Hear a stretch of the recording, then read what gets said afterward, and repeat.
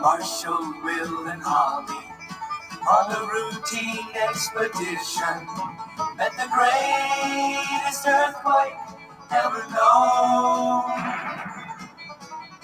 High on the rapids, it struck their tiny raft and plunged them down 1,000 feet below to the land of the lost.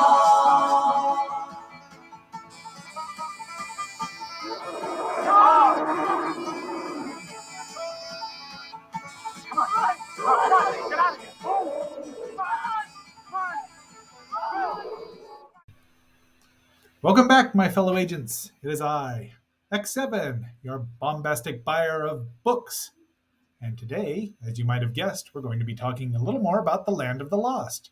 However, this is going to be a book about dinosaurs, bringing dinosaurs to life by Harry Walton, who worked on the show all 3 seasons. So as you can tell, it's a good-sized book there. You can buy it on Amazon.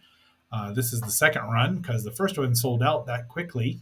Now, it is not a book about, well, before we get into anything else, please like, share, subscribe, vote in the poll, if there is one, and leave a comment.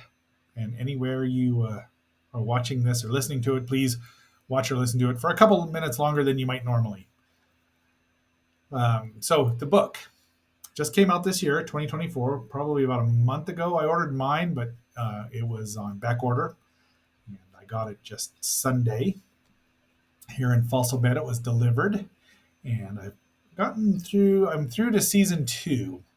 And it talks about, well, like I was starting to say, this book is not about the making of the series. It's about bringing the dinosaurs to life and the sets and the effects and how they were used, the chroma key, the stop motion, the hand puppets.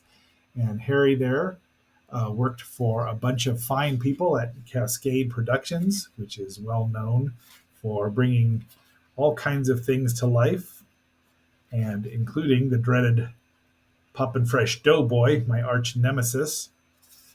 So this is cool here. It's got the writer's guide to it. It's got by David Gerald. It's got a lovely introduction to it. It's just made me laugh. So David was supposed to be part of Filmation's wonderful Edgar Tarzan series, but unfortunately did not quite make it. You buy the book and find out why. But it's Harry talks about how he gets his job. There's Cascade Productions there. You've seen tons of them. Tons and tons of their commercials and other work that they've done. And that's Hua Chang, who built the models for Grumpy and Emily. Grumpy the T-Rex, Emily the Brontosaurus excelsus, and Alice, the Allosaurus fragilis. T-Rex being, of course, short for Tyrannosaurus Rex. Those are from a short movie he did called Dinosaurs, the Terrible Lizards, which I have seen. I believe that's on YouTube, and that would be worth me downloading at some point and reviewing, because it's dinosaurs, and you can definitely see Grumpy. Hua Chang worked with Projects Unlimited. They did the stop motion for many, many things that did not contain the names Willis O'Brien or Ray Harryhausen. Say Dinosaurus, which also the dinosaur looks a lot like Grumpy. So I think Grumpy fell through that and froze at the bottom of the ocean for a while. So it's fascinating. It's it's not very technical, but it's technical enough that if you have a background or know stop motion animation and special effects, such as your humble agent does, and many of his friends, we love it. But it's also just this glimpse of how television shows were done, and especially on Saturday morning, and that they went above and beyond to do extra things in this, animating these dinosaurs and other prehistoric animals, because there are 3 pteranodons that are animated, but they're just barely there. But it's got table setups like this. And I'm still working with the light, so you're going to have to forgive me. It's a thick tome, and it's all in color except for where it's not. But it runs 269 pages. Harry will be releasing a new book next year with about his entire career. So that would be more of a biography or autobiography. This is just a, like I said, it's a manual for dinosaurs and other prehistoric animals because they had dimetrodons and Lulu, the two-headed Elasmosaurus, one of my favorites. I thought there should have been a whole chapter dedicated to her, but alas, um, two heads are better than one. She did get that part there. So these models, Ray Harryhausen's models, could be measured in feet. Now, when you look at these, look on the back here to show it. There's Grumpy. There's Alice, who's maybe not as long as his forearm.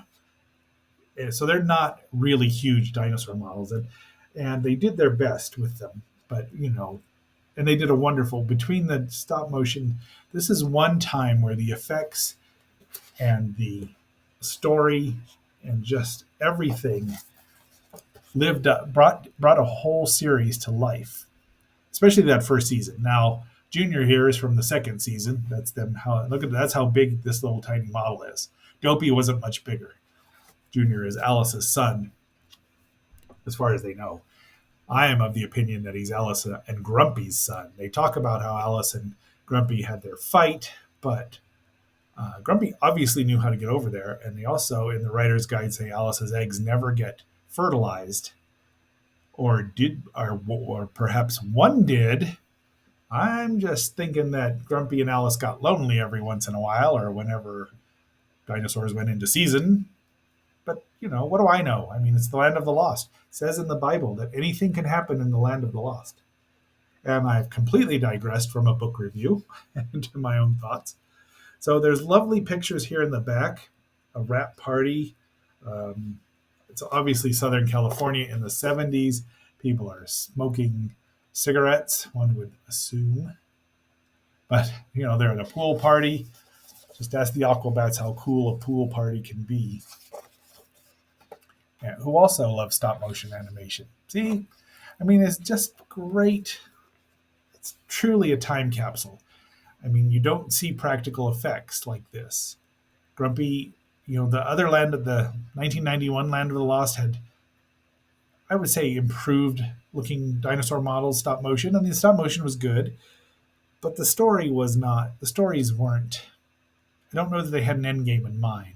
That first season, David Gerald had the end game in mind from episode 1 of Chaka to Closing the Circle, or episode 17.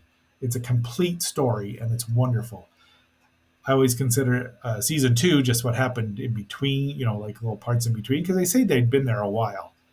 Also, I still don't believe that Rick Marshall was any kind of forest ranger. He was assigned to see what was going on there, and because he knew way too much about doing things. And I think that, much like I think Josie and the Pussycats were secret agents, I don't know that Rick Marshall was a secret agent, but I believe he was more than a scientist. So you get to see armatures in here. Boy, it keeps showing up, and they give a rundown of all the seasons, the titles of the all the episodes of what's going on there, and things that needed to be done. Apparently, and there's some interviews here by David Stipes and one with Hua Chang Jr. I think that's his name, or Gene Warren Jr. Like I said, I have not read I've not gotten through all of the book just yet because it's thick and you want to just enjoy it. They talk about, let's see, here it is, Gene Warren Jr., pardon me.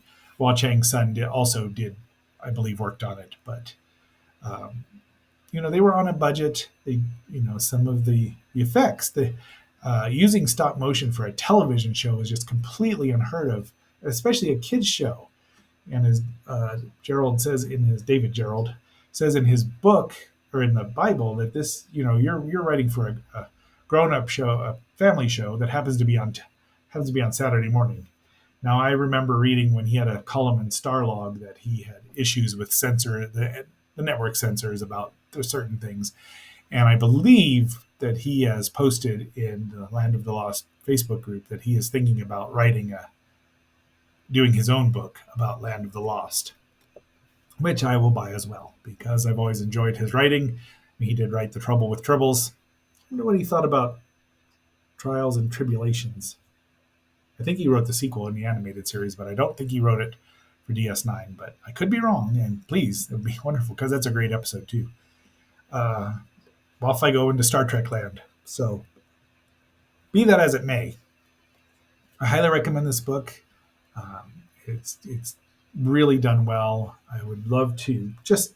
I don't know that Harry and I would have a lot to talk about aside from dinosaurs. I don't, but it would just be. I'd like to meet him and get him to sign the book.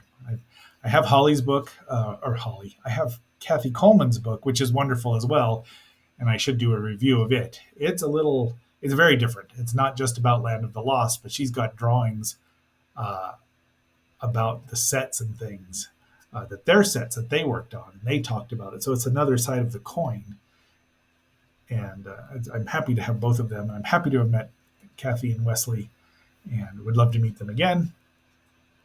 I don't know. I think Harry could make the rounds of some conventions, and people would buy his book and sign it. That's what I think. But what do I know? Anyway, I highly recommend the book. I've mentioned that, and I'm looking forward to reading more of it. I do have to kind of skip over some of the technological terms because even with my background, it's above my pay grade. Your humble agent was not a special effects technician, although he thought about it for a while as a child here in Fossil Bed, unlike Agent BD, or DB, DA, one of them, was did work on movies and did do stop motion. So in his own movies, and was much better at it than I was, and figured out all sorts of things. I was wanted to be Godzilla. It was a lovely. I love this shot. These are all background. Almost everything in here is a background shot that either he took or someone took for him. His wife was there. I think her name is Michelle, and it's just really good. So, more power to you, Harry. I look forward to your future work. Thank you for doing this, and that's going to be it for this assignment. And until our next one, agents. This is X7. Did you get? I hope you enjoyed your hummus the way Grumpy enjoyed a meal of spot occasionally, and Alice did too. You don't know what they. I think there were a lot more dinosaurs floating around there, and when we get to, they do.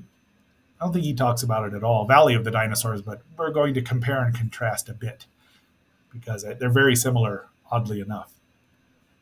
Where was I? Oh, signing off. This is X7. Stop me before I digress again. Signing off until our next assignment.